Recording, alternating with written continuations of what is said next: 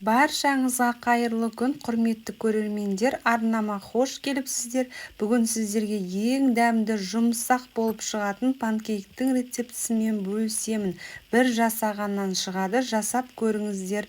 Ең бірінші 2 дана жұмыртқаның сарыуызына 100 грамм қантты салып, миксермен қанты ергенше араластырып аламыз.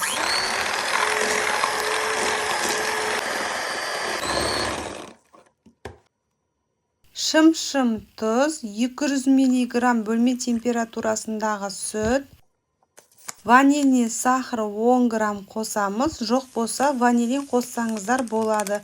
Содан соң жақсылап миксермен араластырып аламыз. 250 грамм ұн илектен өткізілген, миксермен араластырып аламыз, біркелкі масса болғанша.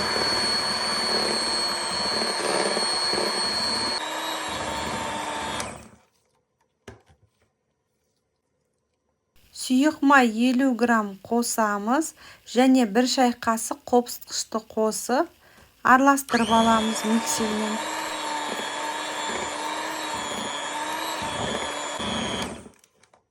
Екі дана жұмыртқаның ақуызын жақсылап миксерлеп аламыз. Ақуыз дайындап аламыз, яғни қысқаша айтқанда безе жасап аламыз.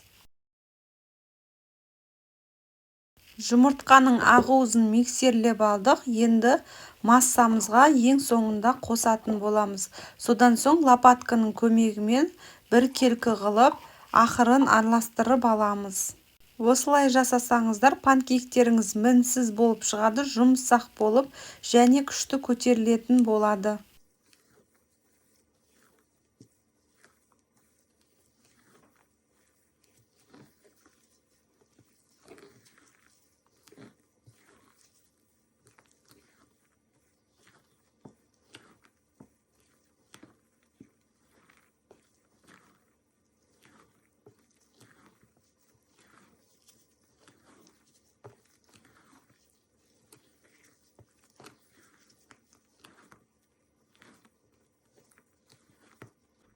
Панкейктердің массасы дайын болды. Қараңыздар, қоюлығы осындай болу қажет. Енді газ плитада пісіретін боламыз. Қызып тұрған тапада орташа отта майсыз пісіреміз. Өте нәзік болып шығады. Бір жасағаннан жасап көріңіздер. Және каналыма тіркеліп алуды ұмытпаңыз. Алдағы уақытта сіздерге күшті рецепттермен бөлісіп отырамын. Мен 1 ас қасық қостым. Сіздер 2 ас қасық қосып, блинчиктің тапасында пісіріп алсаңыздар болады. Үлкен қылып қалауларыңыз бойынша. Қараңыздар, бетінде тесіктер пайда болғанда, екінші бетін аударамыз. Бірінші беті пісті деген сөз, екінші беті ертерек піседі, сондықтан қарап тұрыңыздар.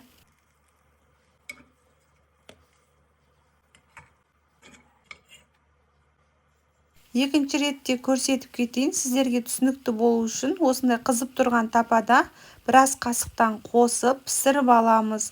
Бірінші беті сәл кештеу піседі, екінші беті ертерек піседі, сондықтан басында тұрып пісіріп аласыздар. Бетінде осындай түйіршіктер пайда болғанда, екінші бетіне аударамыз. Бірінші беті пісті деген сөз. Қараңыздар, өте керемет болып қызарып пісті.